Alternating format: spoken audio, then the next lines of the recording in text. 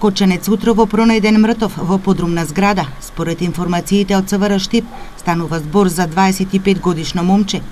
Оттаму повеќе детали за трагичниот настан кој денеска ги потресе жителите на Кочани не соопштуваат, освен дека утрово во полициската станица станар во зградата го пронашал безживотното тело на момчето.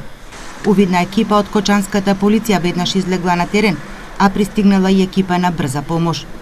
Околу 7:30 часот утринава во службата за хитна медицинска помош примене повик од службени лица од МВР. Пронајдено е безживотно машко лице во стариот објект на трговски центар блок А.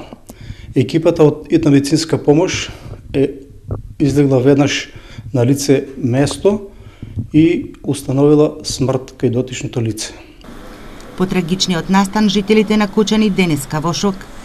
Тоа секој ден ме сретнуваше што прави чичко или како, ја кога се бали тоа да по млеко да взимам доле кај Вуксените, имаше полиција и не знаев што да прашам, после кога се вратев, кога ме кажа дека така и така случај, мене ме трогна, не знам што да ми кажам. Тоа е трагедија.